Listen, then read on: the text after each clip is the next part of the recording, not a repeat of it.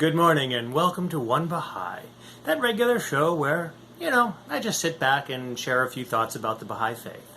It's nothing official, it's just me, one individual, one Baha'i. Usually my cat's with me. So this morning, I was thinking about coffee. It's not an unusual thought for me in the morning. And I was thinking about Abdu'l-Baha.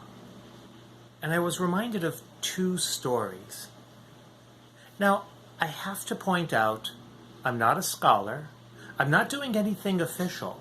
So sometimes I will share an anecdotal story without the reference. I don't have the reference. And that's okay. Sometimes these stories, they may not be historically accurate, but they give us an impression of the master that I think is very valuable. I've heard many stories of Abdu'l-Baha that I happen to know are not true. They were actually of saints or other holy people from the past. And we just kind of slip Abdu'l-Baha into them. And that's okay. But these two, I don't know where they're from. I heard them years ago and I just love them. The first is a story of Abdu'l-Baha and one of his assistants. And Abdu'l-Baha evidently turned to him and said, "Fear God and get me a cup of coffee." Now, I always figured that had to be early in the morning. The second story, I just love the idea of Abdu'l-Baha with his sense of humor. We know he had a sense of humor. I could so see him doing that. Anyways, the second story is of Abdu'l-Baha. I think it was in Haifa. But, again, I wouldn't swear to it. Abdu'l-Baha went to a coffee house with some of the friends. And the coffee house owner loved the master. And while he was there, he started talking with the friends. And Abdu'l-Baha was saying things like how bad coffee is for you. And all the horrible things that it does to the body, and how much better tea is for you. And he said that tea is for the soul and coffee is for the body. And this poor coffee shop owner, he went up to the master and fearfully asked, "Master, is there anything I can get for you?" And Abdu'l-Baha turned to him with a twinkle in his eye and said, "Oh yes, I will have a cup of coffee, please." I just love these stories. Now, one of my favorite things is to go to coffee houses and just talk with people. You get to meet some of the most wonderful people in coffee shops. You get into great conversations, usually about philosophical issues. So I figure they're wonderful places to teach the faith. And of course, when Baha'u'llah himself was in Baghdad, he used to frequent the coffee houses and share the teachings of the Bab. So I figure I'm probably following in good steps going to the coffee houses. Many years ago, probably 25 years ago, I was in a coffee house with a friend of mine. And we were talking about the history of the faith. Excuse me. We're talking about the history of the faith. And the various books that we love, the stories that we love. And Nabil's narrative came up, The Dawnbreakers. And she very sheepishly said that she had never been able to read it. She tried. She tried many times.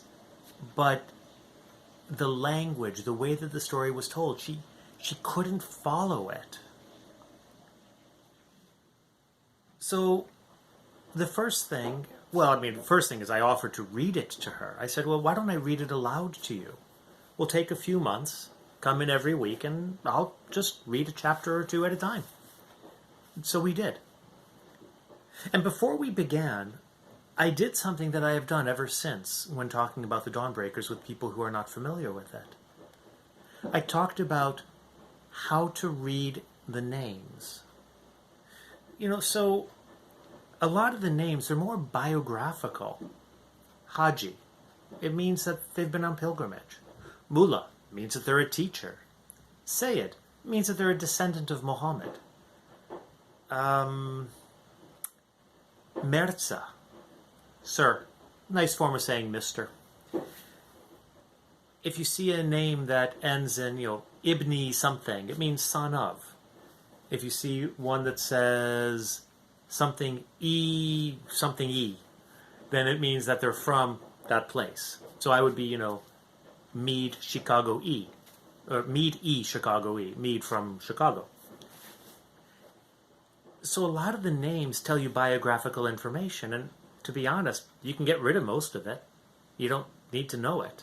You could call me, let's see, Mirza Haji Mullah Meade E, Chicago E, Ibni Roy. So now you know I'm a teacher, I've been on pilgrimage, I'm a sir, my name is Meade, I'm from Chicago, my father's name is Roy.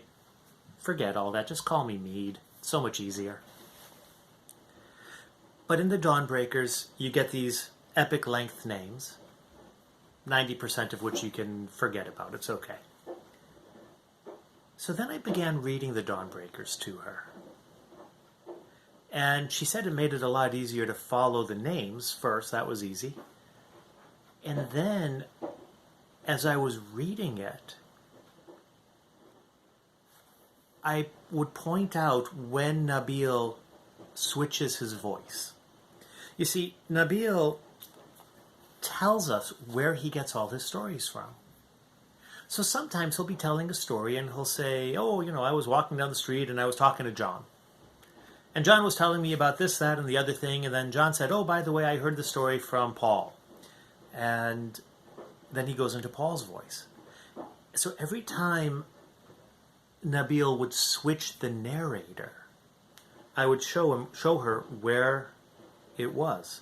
It's Nabil telling the story of John, who's telling the story of Paul. And this is the story that he heard from Mullah Hussein. And this made it a lot easier to follow the narrative. It's a very stylistic oral tradition, the way that he tells it. And it's really quite wonderful. But if you're not used to it, it can be confusing. So I just read it aloud to her and helped her unpack the story. And it was a lot of fun. I really enjoyed it. Now, one of the things that I found most wonderful was we would go there every week. And after a month or two, we noticed that we always saw the same people sitting at the tables around us. This made sense because we were always going at the same time. And people tend to frequent places like coffee houses at the same time every week, so it wasn't a surprise. But a week or two after we noticed this, we realized that they weren't turning the pages in their books or newspapers.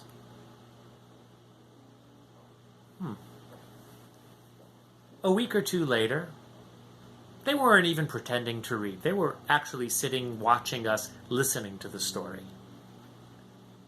The following week, we came back, and these guys had brought all the tables together, had our coffee waiting on the table for us, and were waiting for us to start reading the Dawnbreakers. My friend and I were just laughing. We thought this was brilliant. And I read the whole of the book to her. And the people around us, they must have heard about half of it. Now, I never really knew what sort of an impact it made on them, even though I talked with them many times over the subsequent years. But there was one day, I was sitting in the coffee shop with a friend of mine, and we were just chatting, and one of these guys comes by, and he says, hey, Meade, how you doing? And we just started talking for a minute. And then he turned to my friend, and he said to her, hey, has Meade ever told you the story of the martyrdom of the Bab? And wow, he went through the whole story of the martyrdom of the Bab. It was remarkable, the details that he had remembered after 5 years. So I just wanted to share that. And it occurs to me that we're coming up to the martyrdom of the Bab again in a few days, the commemoration. So maybe tomorrow I'll record a story that I love to share about the martyrdom and about a group of youth that I met at a youth conference once. So anyways, thank you very much. Don't forget to hit the like button, subscribe if you feel like it, leave a comment. I love to read the comments. And I'm sorry that I'm not posting every day anymore, but I have started my market season again, so I'm getting back to work. I hope you're doing well. Be safe, and yeah, keep teaching. We'll talk tomorrow.